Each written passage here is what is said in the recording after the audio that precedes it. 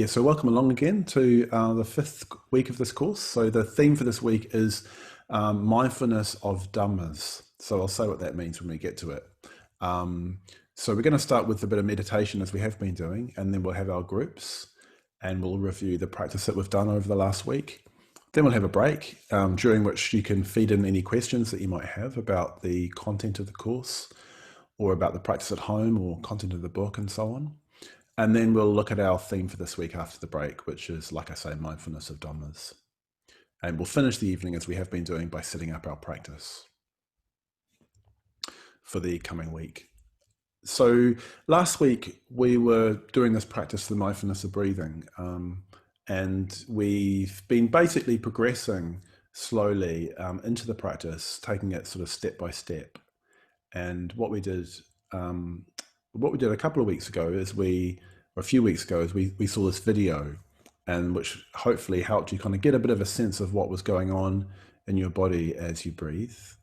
And we began to explore the movement, particularly in the body. And then more last week, what we did is we looked a little bit more at the way that the breathing has a kind of rhythm to it. There's this in-breath and the out-breath, and how we can pay attention to that, and it has a particular effect. So what we did last week is we paid particular attention to the out-breath by placing a count at the end of it.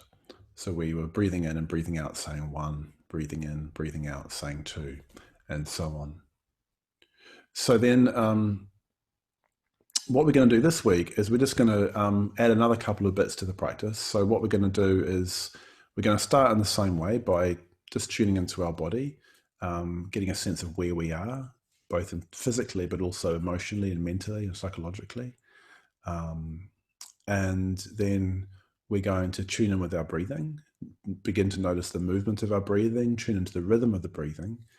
And then we're going to place a count at the end of the out-breath in the same way that we did last week. So breathing in and breathing out, saying 1, breathing in and breathing out, saying 2, breathing in and breathing out, saying 3 in your own rhythm. And then we're going to move into the second part of the practice, where we're going to do something quite similar, but just a little bit different. And we're going to put the count just before the in-breath. So it's just a very subtle change of emphasis. So the count just before the in-breath, we count, we breathe in and we breathe out. We count, we breathe in and we breathe out, and so on. And then we'll just spend some time being aware of our breathing without the counting. So there'll be kind of 3 main stages: counting after the out-breath, counting before the in-breath, and then just being aware of our breathing without the counting. And I'll lead us through that, so you don't have to remember all those things I've just said. So what I'd invite you to do now is just to set up your meditation posture, get yourself ready for the practice, and then we'll make a start.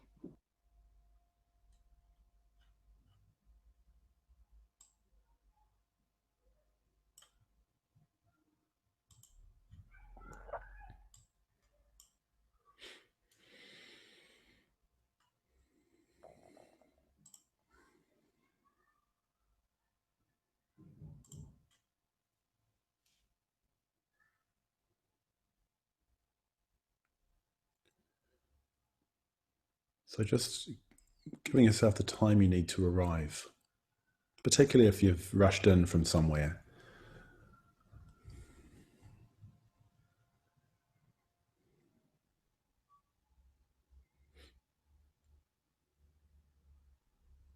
So having a sense that you're both relaxing into what's going on and also beginning to awaken an attentive awareness of what's going on. So you're letting go of what you've been doing previous and tuning into what's happening now.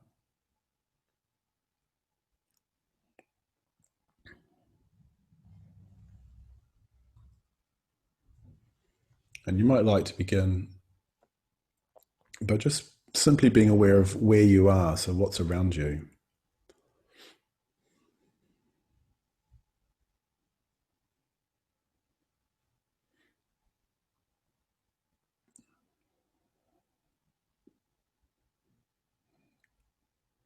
And if your mind darts off or gets hooked by something, don't worry about it.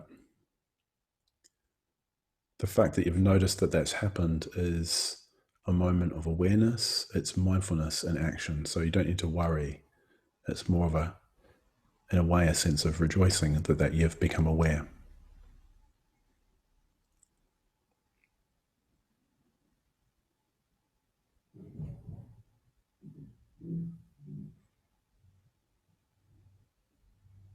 So first of all, like I say, just getting a sense of the place where your body is, where you are.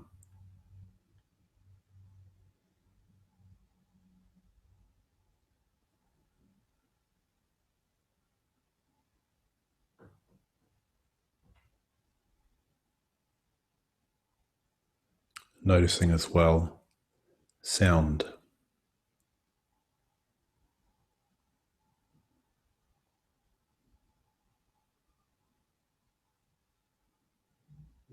And the sounds changing.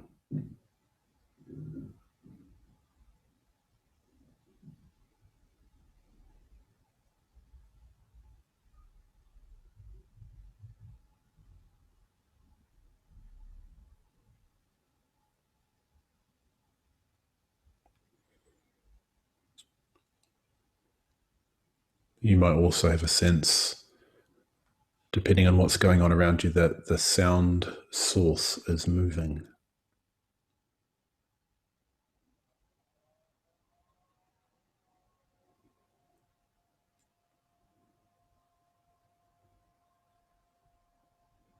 And then tuning into your thoughts and noticing the way thoughts are a little bit like sounds, that they come and they go. We can choose to attend to them or not. We don't have to identify with our thoughts any more than we identify with the sounds that we hear.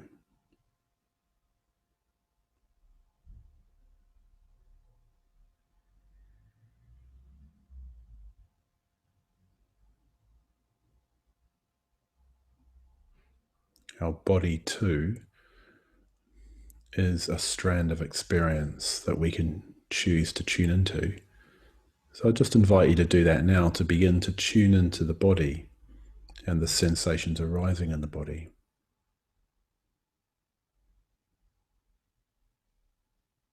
So beginning with the face.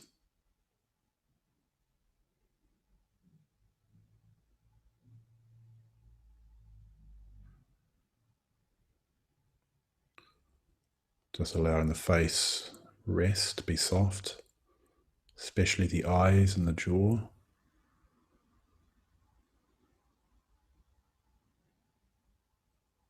Allowing the forehead spread, the scalp spread.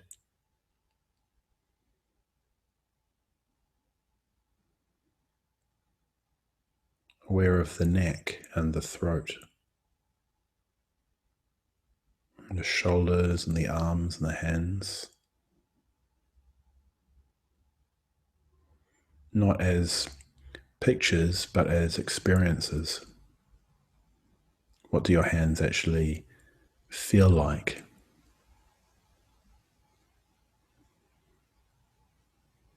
The chest, the armpits, the upper back, the middle part of the trunk, the stomach and the waist and the lower back.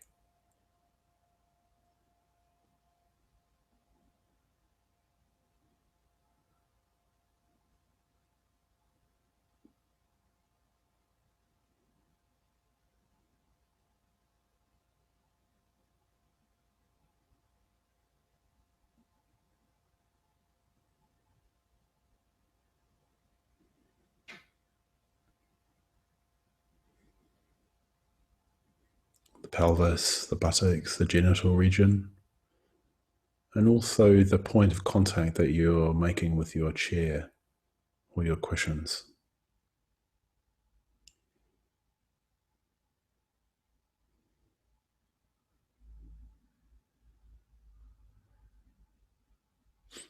It's the earth element in your body in contact with the earth.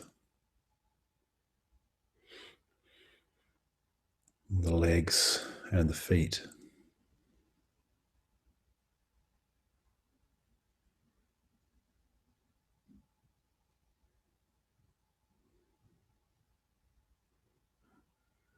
And just getting a sense, building up a sense of the whole of your body with all its different parts and sensations.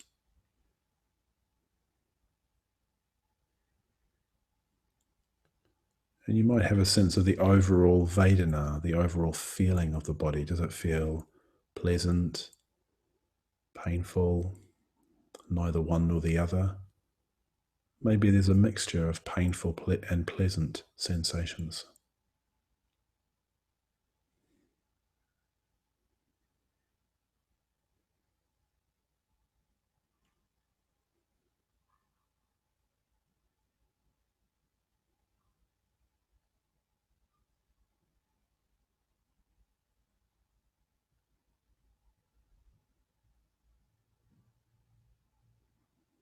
And noticing the overall tenor of the mind, the mood of your mind, your chitta.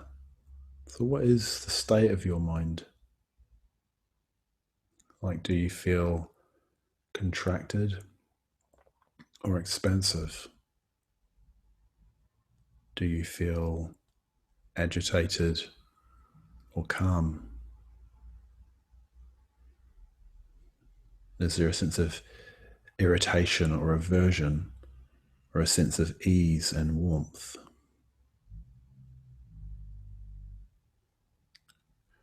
So just a simple kind of benign curiosity about what's going on.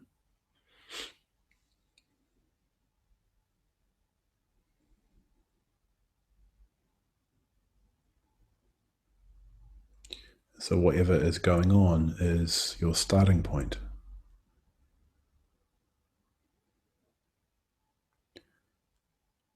So is there anything particular you need to do in this meditation in order to engage based on how you are right now?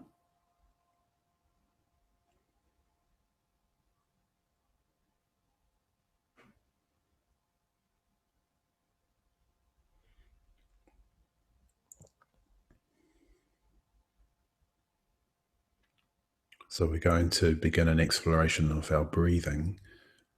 So how might you engage with it in a way that will move things on for you, be transformative, be growthful?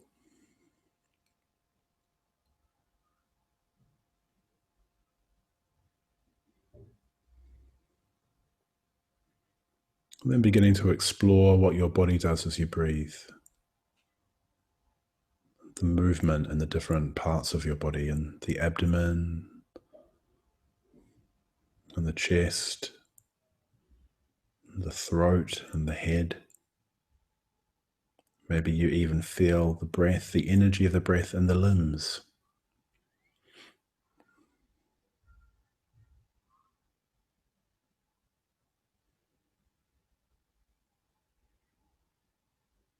So the breath isn't just movement and rhythm, it's energy as well.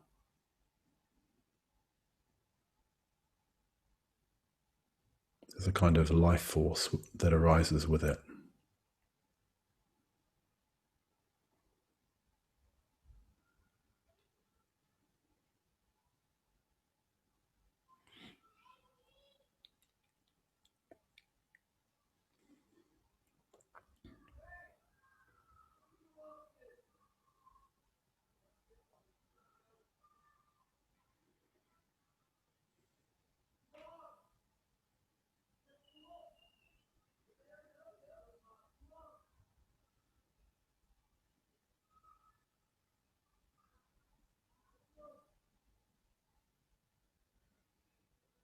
I'm beginning to pay particular attention to the rhythm of the in and the out.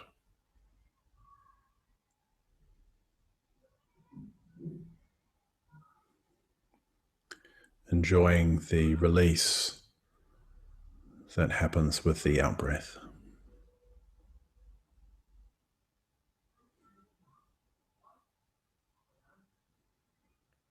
And then placing a count at the end of the out breath. So we're breathing in and out in our natural rhythm. We say 1. In and out 2. In and out 3, and so on until we've counted 10 cycles of breathing, at which time we start again at 1. Anytime we notice that we've wandered off, we just simply come back to paying attention to our breathing and resume the counting at 1.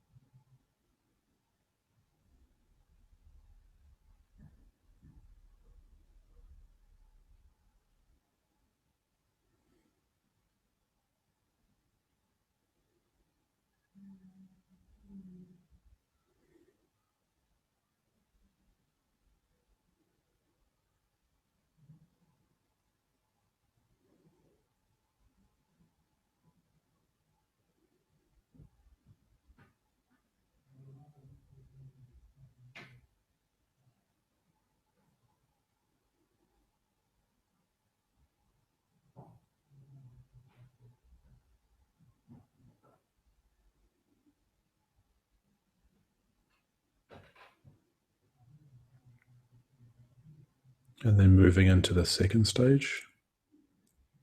So just a subtle change of emphasis. We place the count just before the in-breath. So that brings a bit more attention to the in-breath, where the energy comes into our body.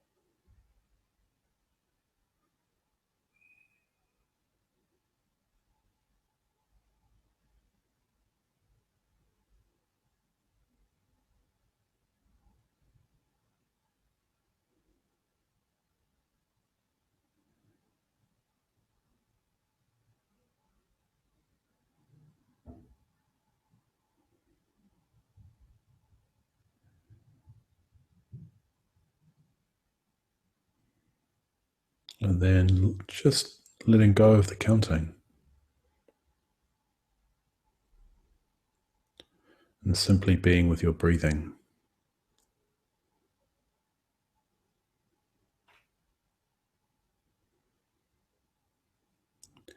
Enjoying just having one thing to do.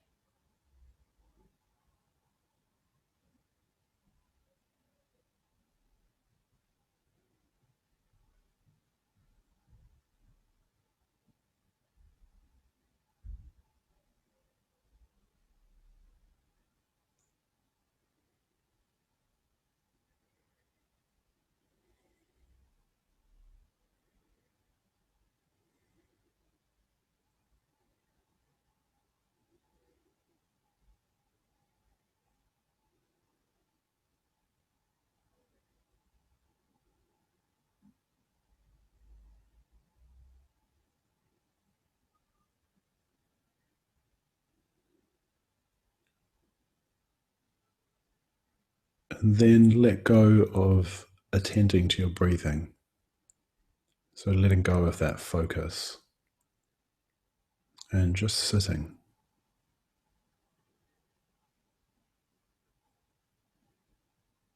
So you're just letting the momentum of the meditation continue without consciously directing your attention anymore.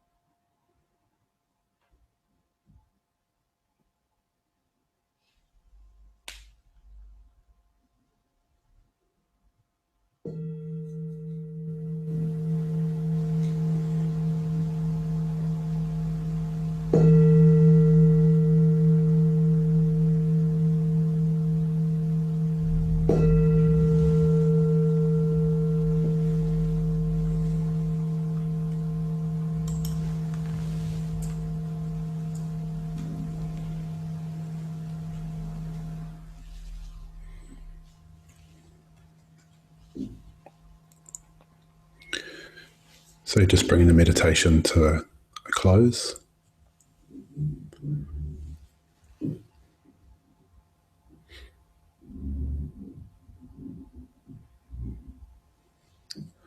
So last week we looked at mindfulness of the mind, and we explored that through 4 different practices. So there was the daily meditation. So we were counting after the out breath. So you could talk about how you got on with that. There was the breathing space or spaces, the mindful walk, and the mindful moment, which was a sort of an optional extra for last week. I was talking about how you could use the hand washing that we're doing as a way of engaging with the mindful moment. So we'll go into groups now. If there's some of the groups a little bit smaller, they might be combined, to just to give you the heads up on that. So Daniel, if you want to set that going, and we'll see you in 20 minutes. You have a wee bit longer this week.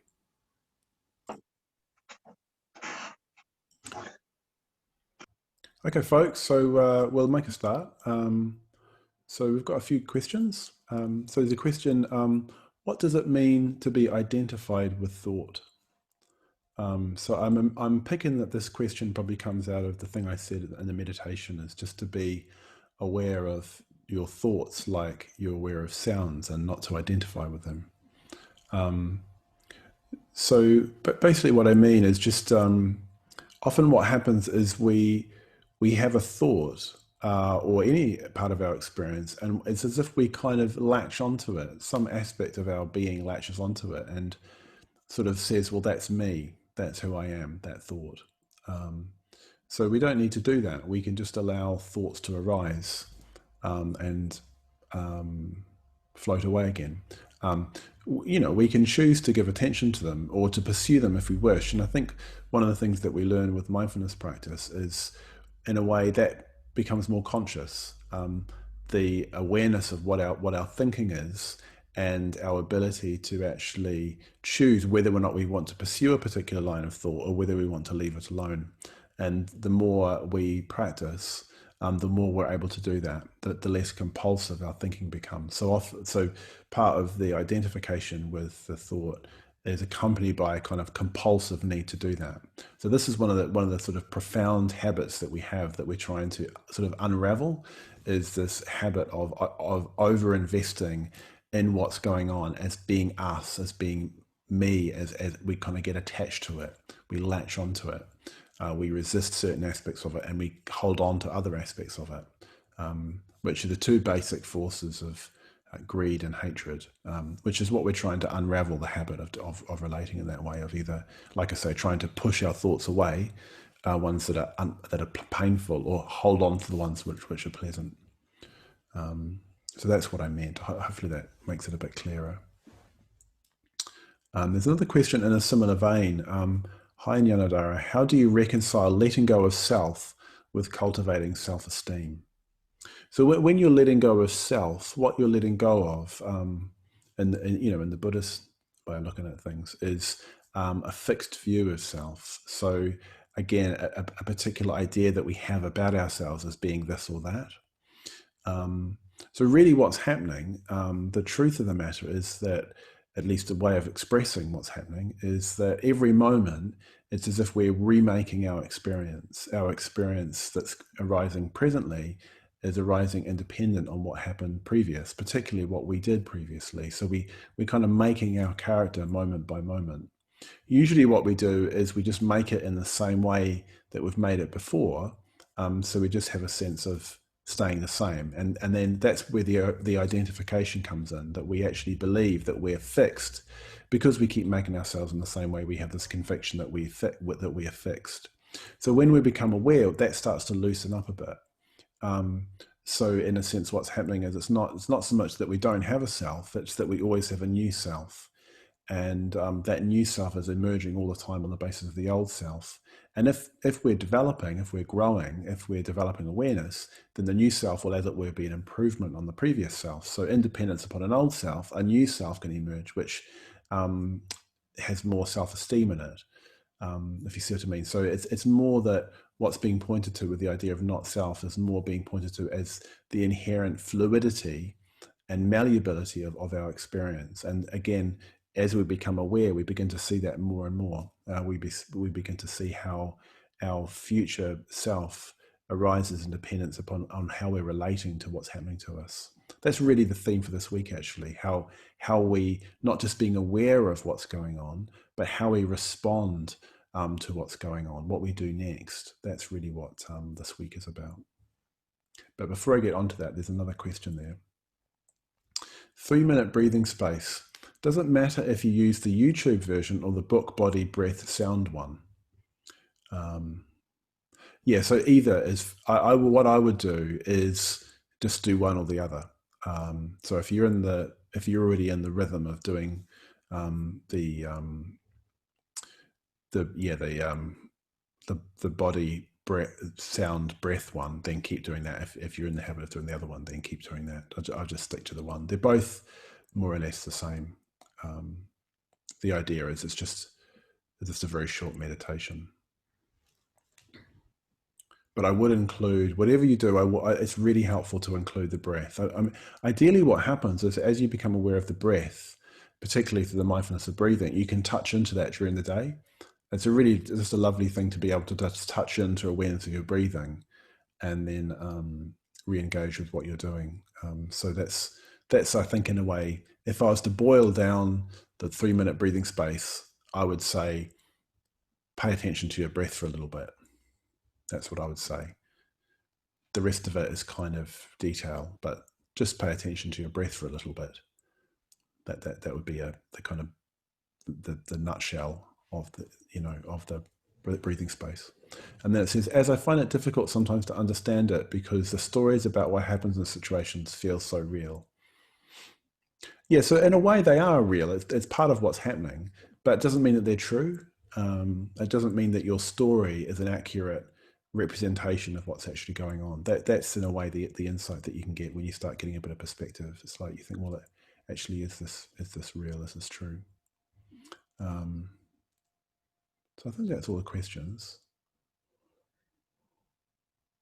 So yeah, what I want to talk about is our theme for this week. So I'll just let me see. Can I share my screen? Oh, that's the wrong one.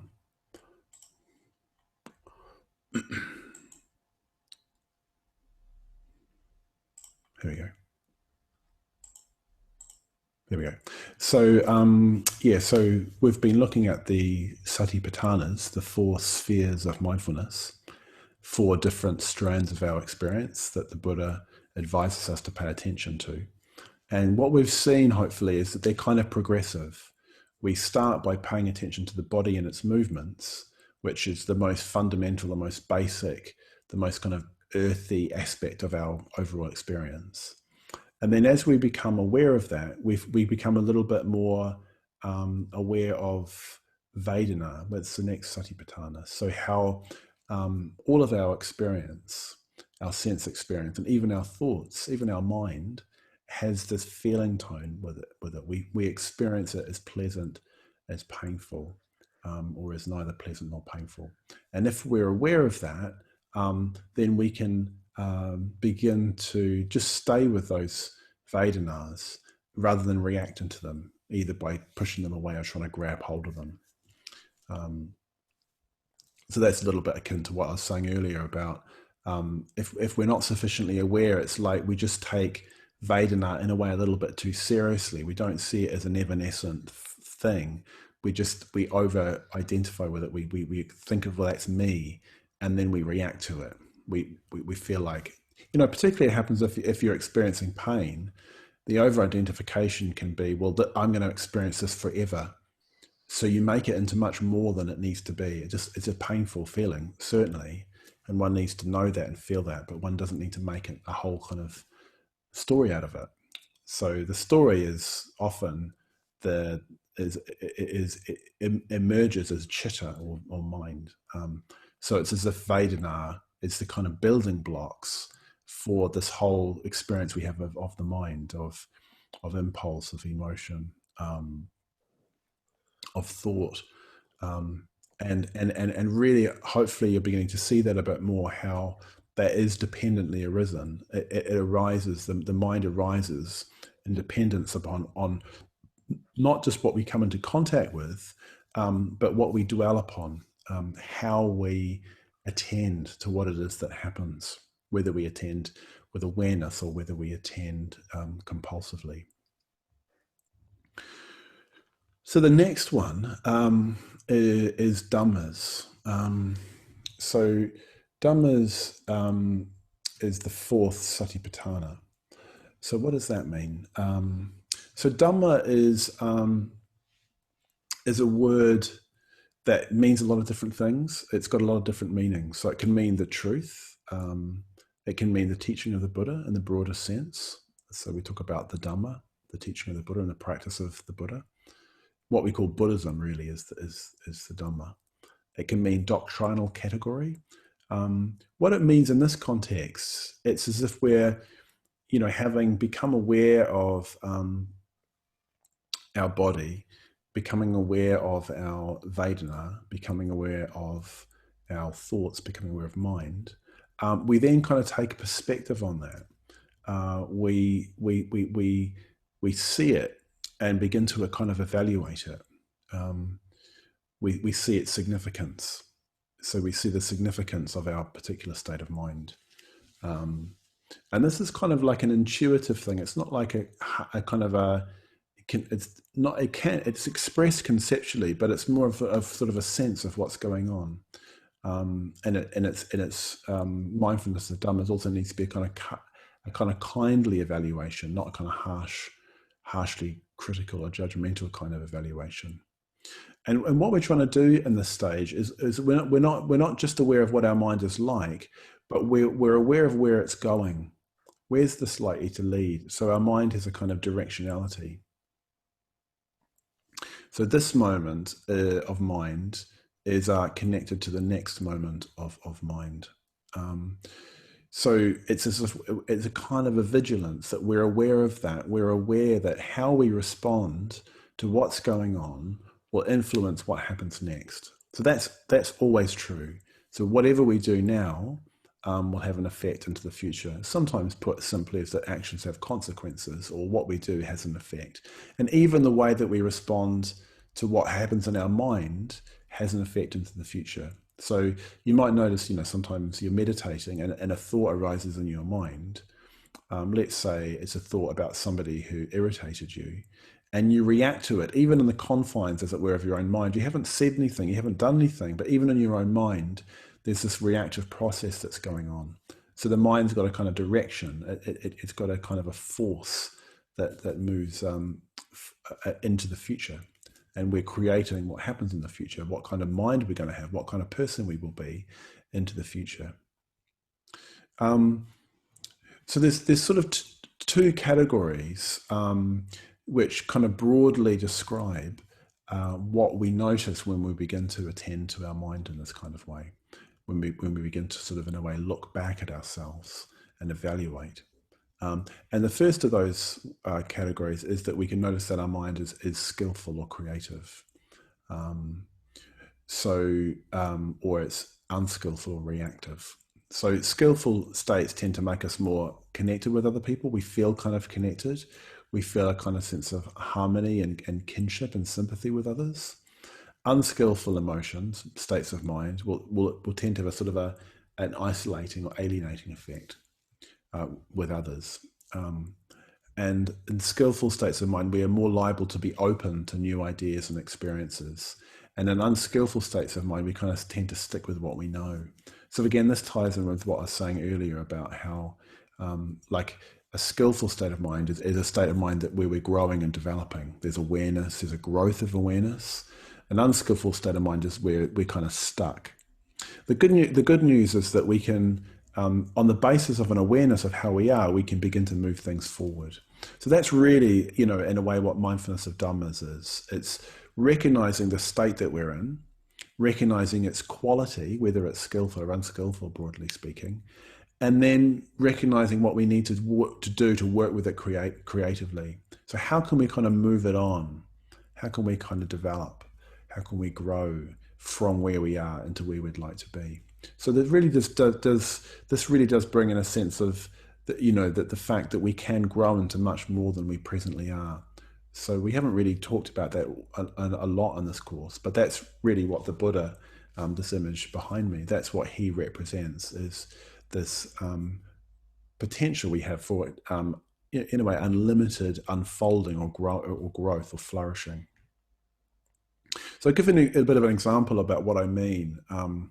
This where we recognize what's happening and then we respond. So I have got a relation, and he's one of these older men who tells stories, and his stories are really interesting, but he tends to tell the same story over and over again. So you kind of get that feeling of like, oh, here we go, there's this one, and then you can almost you know exactly what he's gonna say. And this relation of mine worked as a nurse, which is a bit unusual for a man of his generation. Anyway, I was asking. He was talking about some stories about a hospital he worked in, which I'd heard before, and then I was starting to get a little bit bored because I'd heard it before, and it was started to just become a bit tiresome. So it just occurred to me to ask him, well, why did you become a nurse? Why did you want to become a nurse? And because I kind of intervened and moved things in a different direction, he lit up, and then the conversation went in a whole different direction. I heard something I'd never heard before. So I could have just passively kind of weathered the storm, as it were, and just waited until he finished. But because I was able to just move things in a slightly different direction, something new came out of that conversation, and I kind of felt like we connected a bit more deeply. I learned something about him, and he said something that he'd never said before. So it's a little bit like that, I think. What I'm talking about is where we recognize that there's a kind of a stuckness, and with awareness, we can just try something to sort of move things on a little bit. I also did that with my granny once, because she did the same sort of thing, and I remember just asking her where she met my grandfather, and again, I'd never heard that story before. So what we're trying to do is to do that kind of not well, ideally in interactions with others, but also sort of within our own mind. So we're actually you're responding to what's going on in our mind and in relation to others. So that's basically what this week is about, is noticing what's happening and then trying to work creatively with that. So you could say that there's two ways of working on this. So we can work on it in terms of like our mind.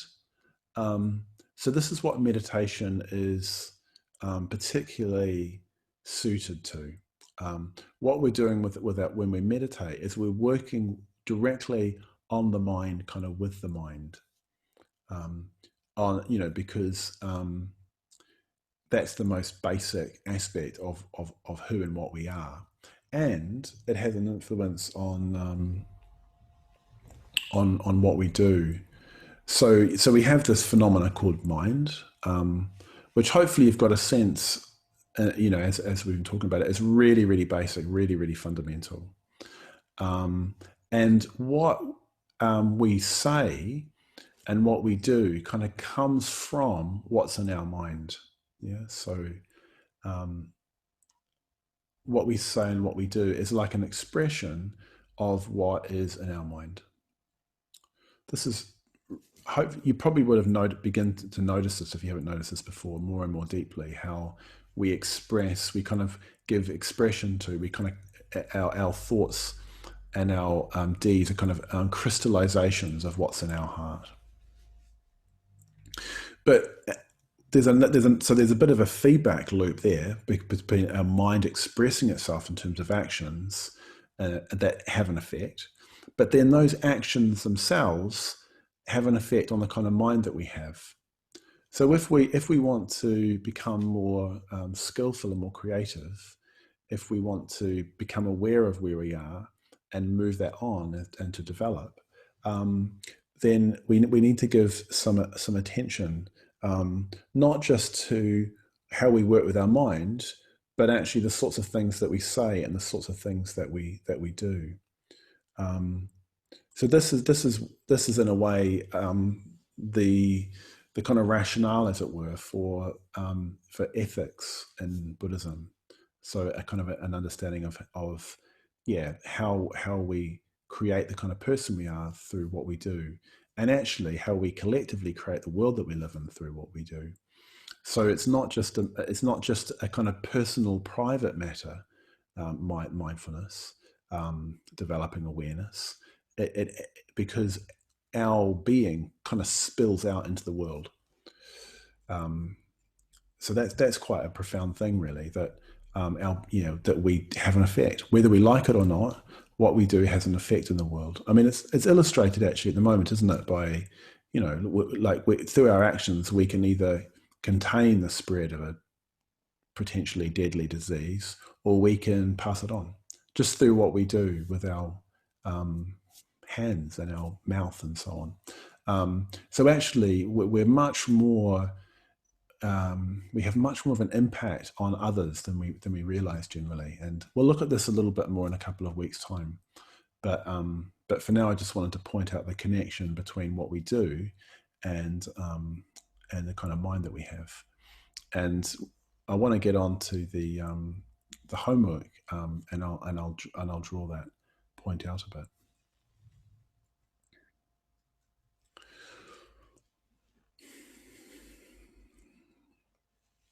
So I've got a little bit of time up my sleeve. So what I'll do now is I'll just talk a little bit about what I know, what that kind of I mentioned ethics and how what we do has an effect on the kind of mind that we have. And in the Buddhist tradition, this is often given a little bit of shape, a little bit of kind of flesh on the bones of that basic idea that our actions have consequences by looking at different areas of human life, different areas of human behavior, and seeing how, if we give some attention to them, we can begin to change the kind of things that we do, and then therefore the sort of person that we become.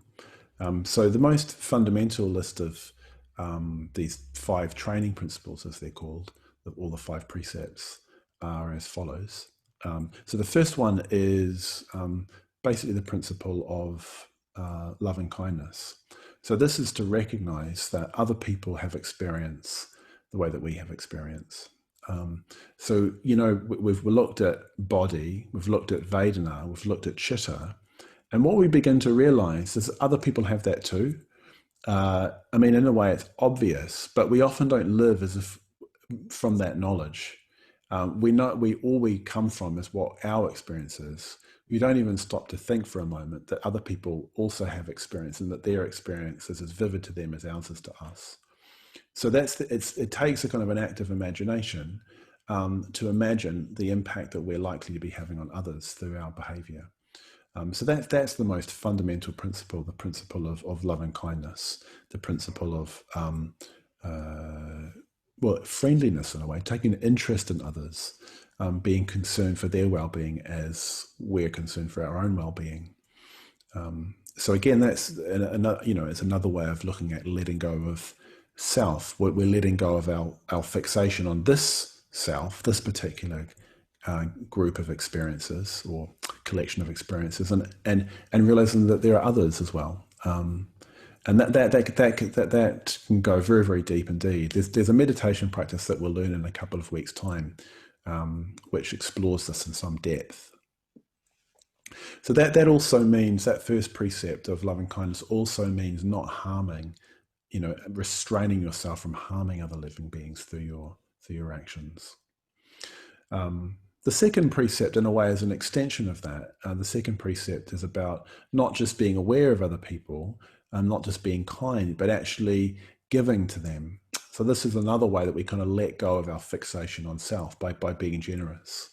And being generosity is a profoundly skillful kind of action, because we're affirming this truth that other people exist, that they're real, and that they're important, by giving them things that they need.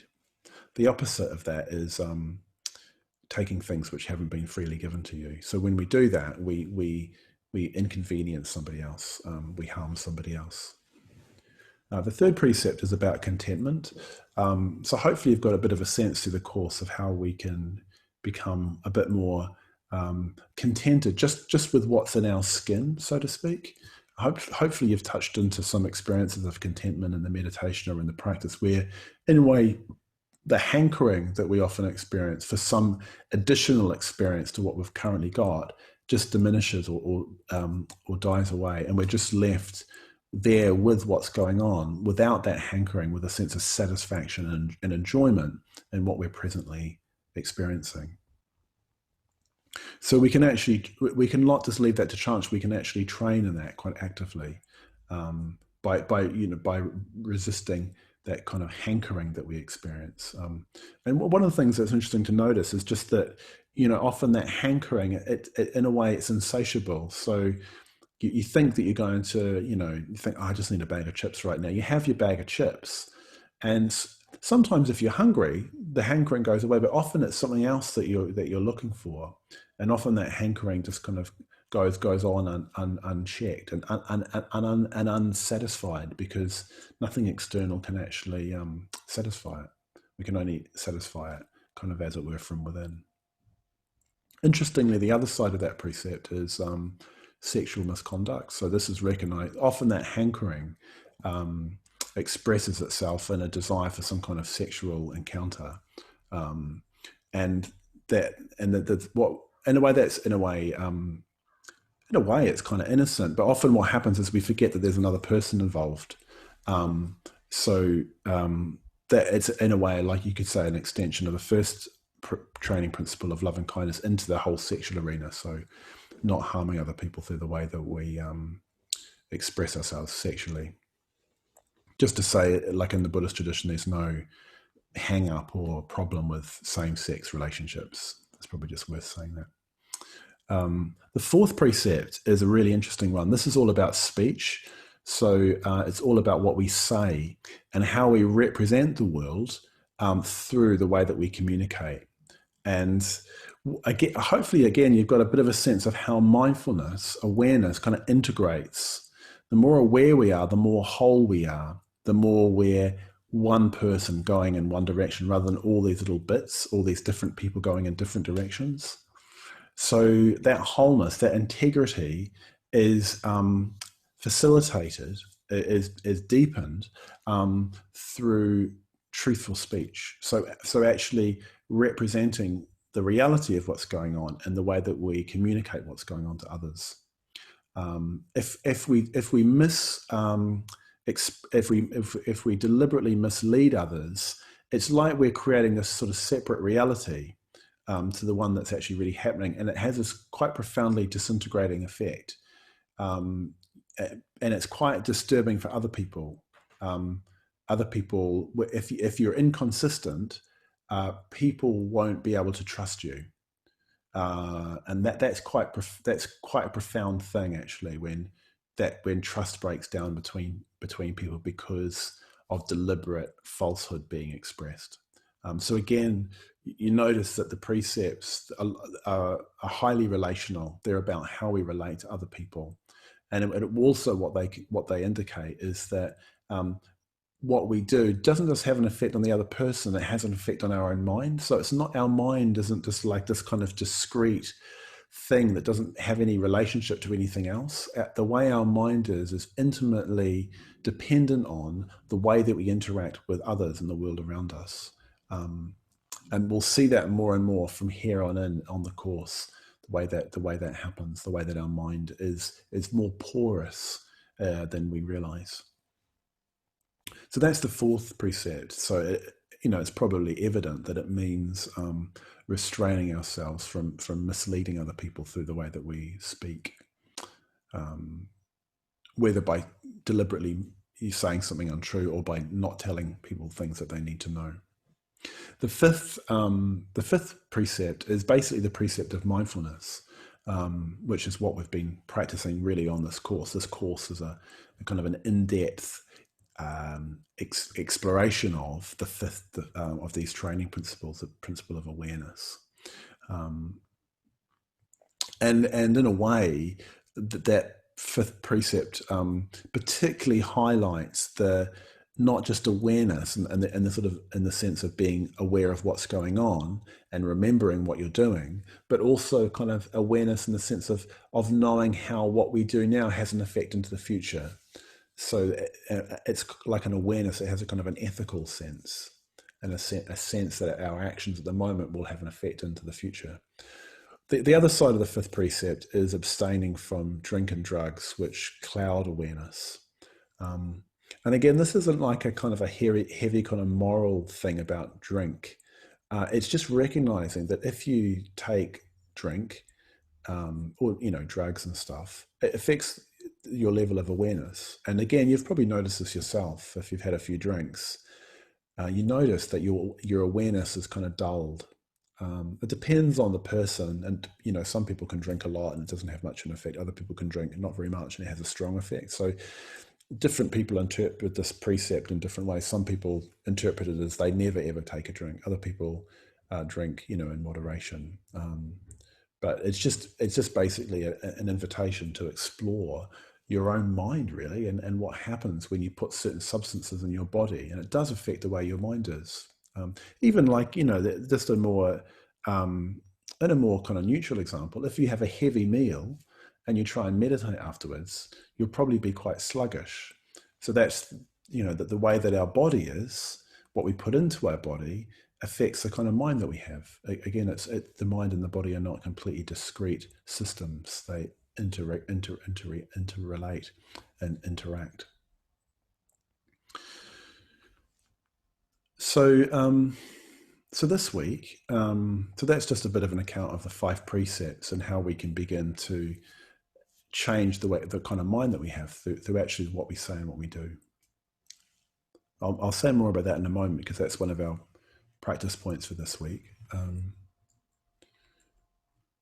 So in terms of the home practice this week, the first thing is the daily meditation. So what I suggest you do if you're building up a meditation practice is just follow the lead meditation, which will be available on the YouTube video tomorrow, and just follow that sort of those stages of, first of all, connecting with the body and the breath, placing a count at the end of the out breath in the first stage, placing the count just before the in breath in the second stage, and in the third stage, just letting go of the counting and just being with the breathing, plain and simple. And you might like to just have a focus of, through awareness, what can you do in that meditation to help you kind of engage with it more deeply? What kind of attention do you need to bring to it? What particular approach do you need to take? For those of you who have been meditating for longer, you'll have a kind of a repertoire of things. If you're beginning, if you're struggling to engage, what you might do is actually bring that up in your groups next week or ask a question or something, because it's quite key that you kind of feel like you can engage, you can get into it, you can get interested in it and engage in it. The second thing is the breathing space. So again, you might, through the breathing space, have a sense of what you need to do in your day in order to become a little bit more creative, a little bit more expansive, a little bit more responsive to others. So the breathing space, hopefully, will through developing that awareness, will help you become more creative in that kind of way. And then the third one is the mindful walk. So having built up awareness of the body, of Vedana, of the mind, and the particular state of mind you're in, you might have a sense of how can I move this on? How can I move this on? The fourth one, I know this is a lot, so I really, really strongly emphasize, don't worry about doing all of this, but just make sure, if you want to do all of it, fantastic, but don't worry about, I'm not, just make sure that you're doing something and you're really doing it consistently. If that's the mindful walk, brilliant. Just do the mindful walk every day and really make something of it. And don't worry about the things you're not getting to. So I'd really strongly recommend that. There's too much to do really in this course. So I just want to give you the option of just actually deciding, I'm just going to leave that. Yeah. So that's the same, that goes for the mindful activity or the mindful moment that we talked about last week. So I was talking about particularly washing your hands, and that would be a good activity to give your attention to. The one for this week, this is a new thing this week, is to come up with 2 precepts.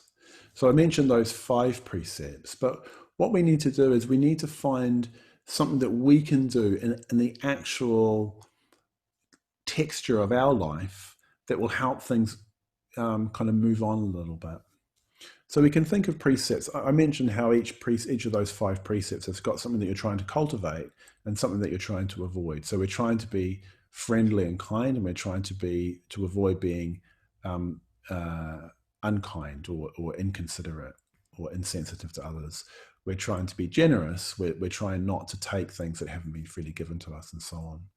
So you might know already that there's some kind of issue in your life. There's something in your life that you're not quite satisfied with or happy about, some sense of constriction, or you know that you get into an unskillful mental state. You've noticed it, and as you become more aware, you've noticed it more and more. So how can you, through your behavior, transform that situation? So it might be that if you're prone to getting angry, you might decide that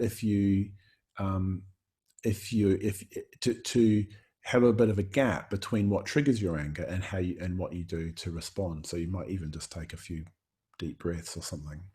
I mean, that maybe that's a bit of a glib example. Here's an example.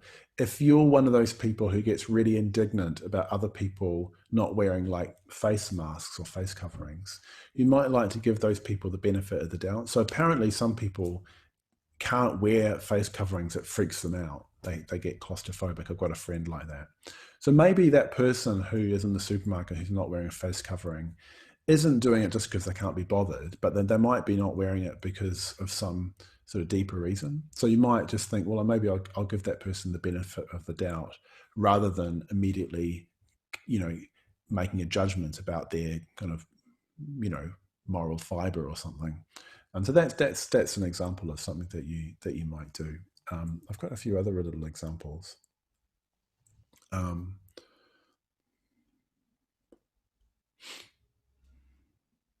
Yeah, so you might even just make an effort to just be a bit more factually accurate when you're communicating with other people. So this would be an example of the 4th precept, the truthful precept.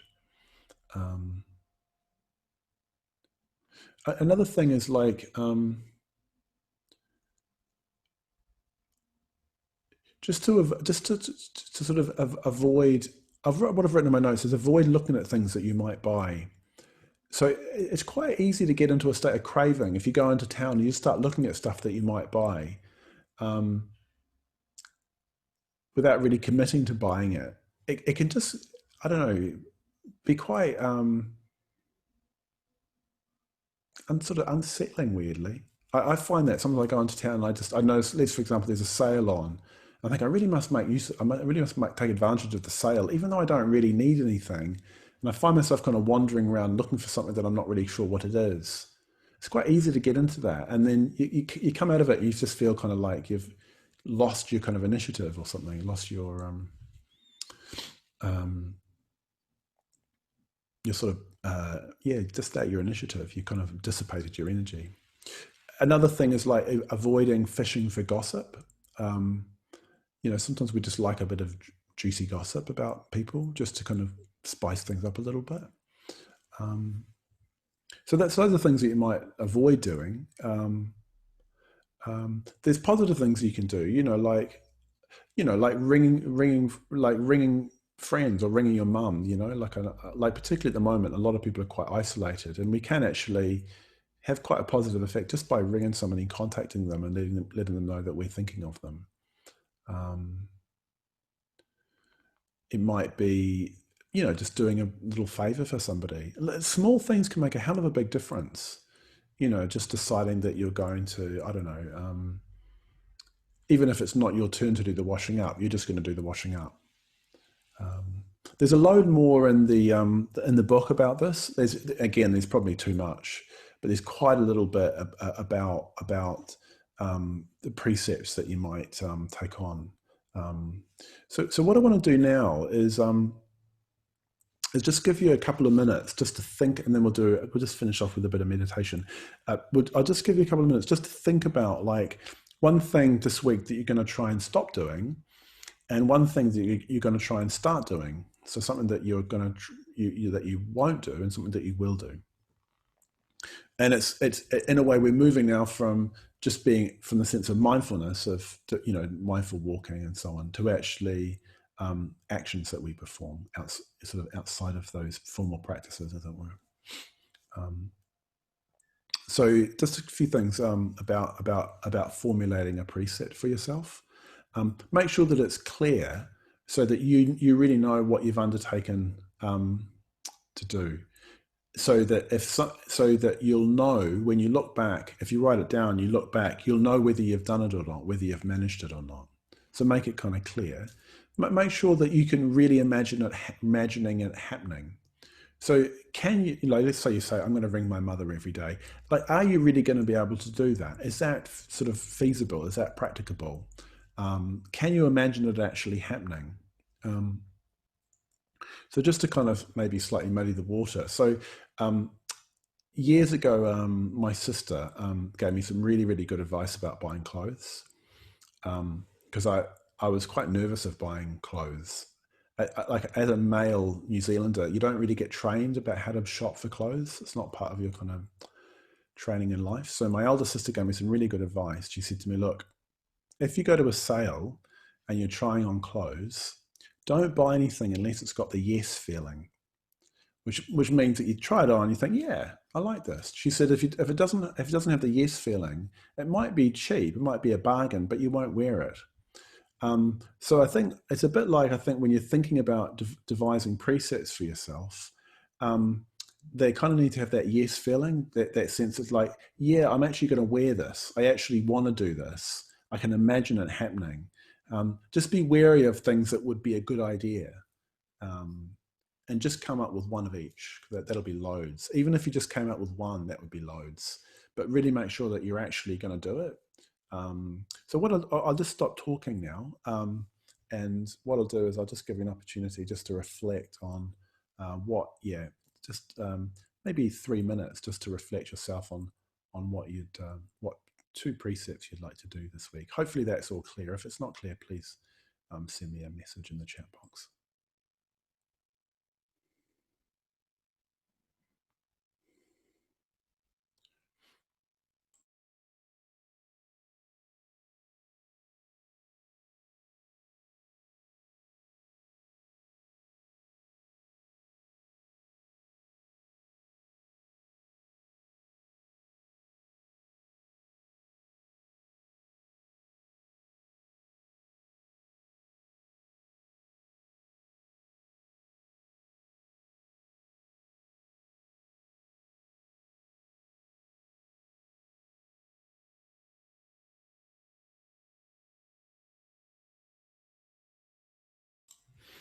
So what we'll do now is we've got a little bit of time. For some reason that seemed to go quite quickly. So what we'll do now is we'll just spend a bit of time meditating.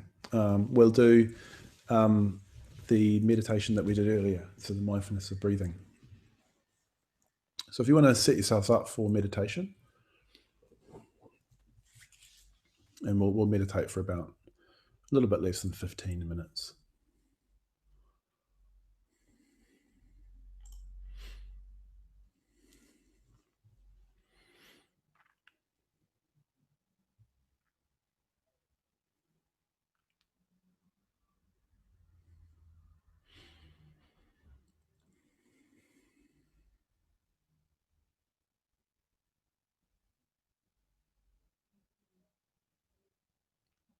So just taking the time you need to get comfortable.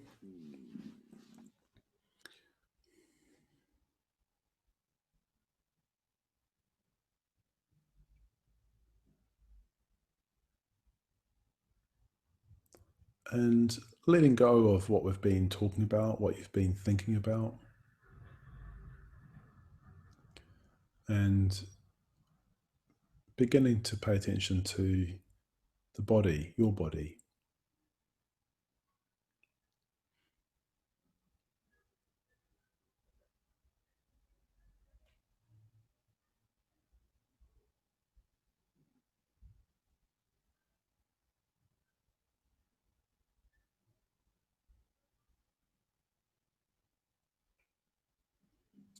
And just notice how, I mean, it's quite strange really, like we can be aware of our body and then we're aware of a thought, or the thought might be about our body, or the thought might be about something that we've just been talking about, or it might be something completely random. So anyway, just notice the strangeness of that phenomena, the strangeness of the fact that we can think about something that doesn't have any relation to what's immediately happening in terms of our sense experience, in terms of where our body is.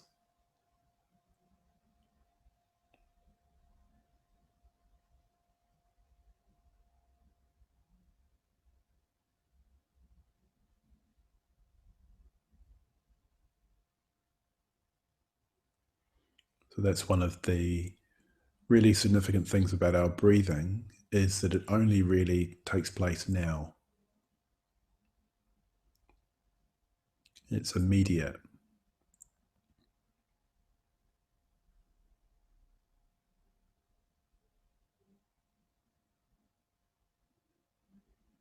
And also it's moving.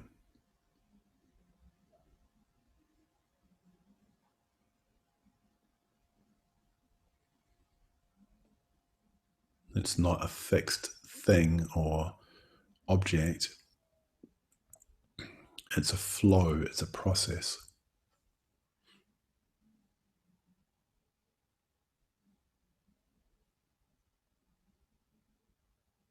So tuning into that flow, that process in your body.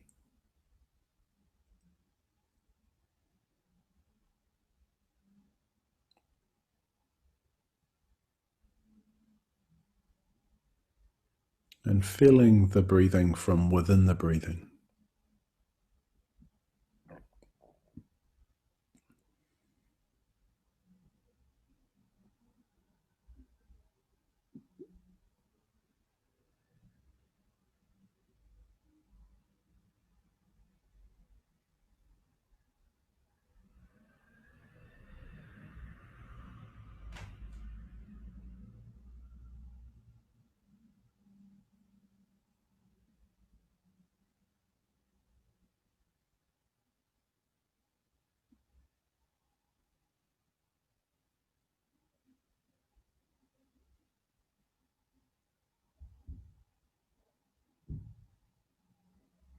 And just keep corralling, as it were, your mind, your attention to your breathing.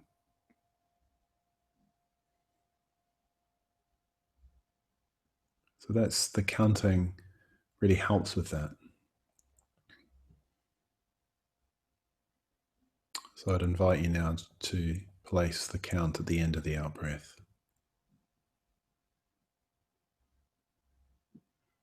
So not in a forceful way, but it does need to be kind of insistent.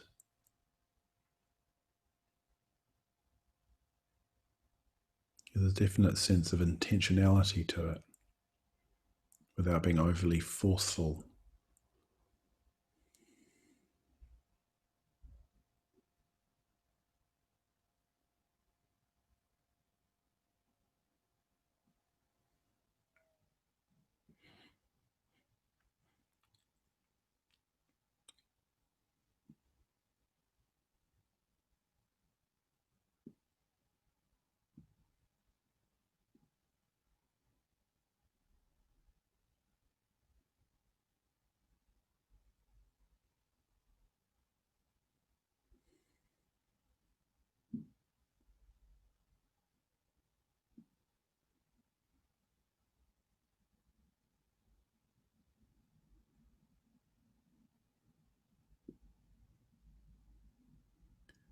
A kindly, curious awareness.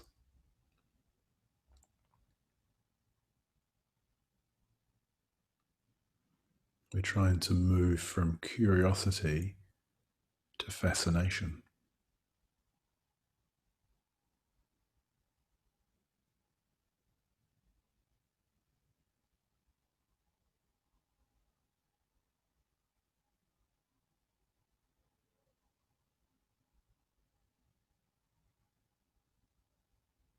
From restlessness to contentment.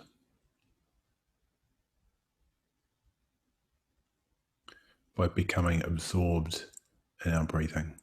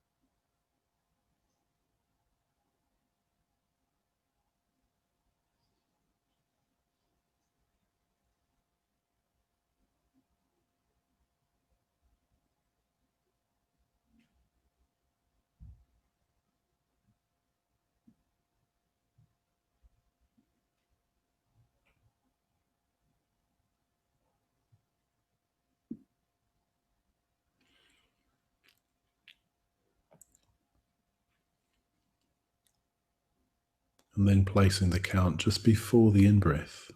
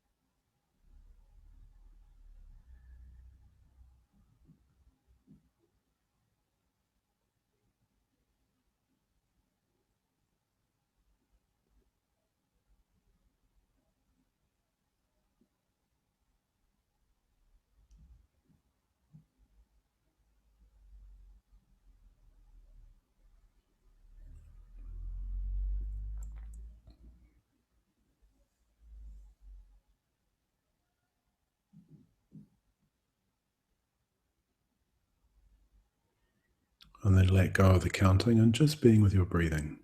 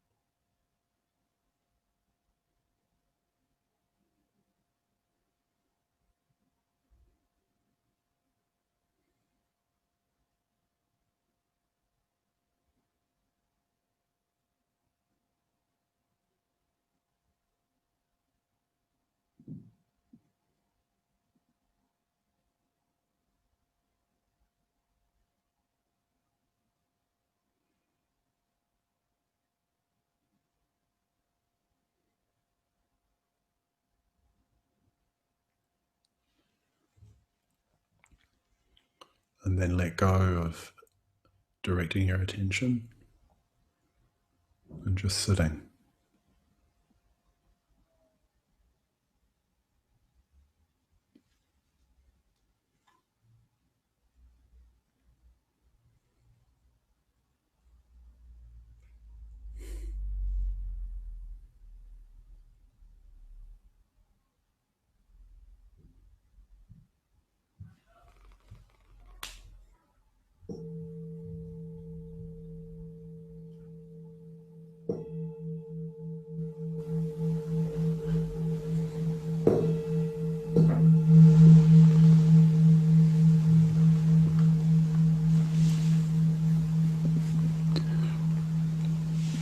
Okay, so that's all for this week. Just to remind you that that we're operating on an entirely donation basis. So we really are completely dependent on people's generosity to continue to do what we're doing at the moment. So I just invite you to consider making a donation to the centre so that we can keep doing this, ideally in a free way. So yeah, that's it.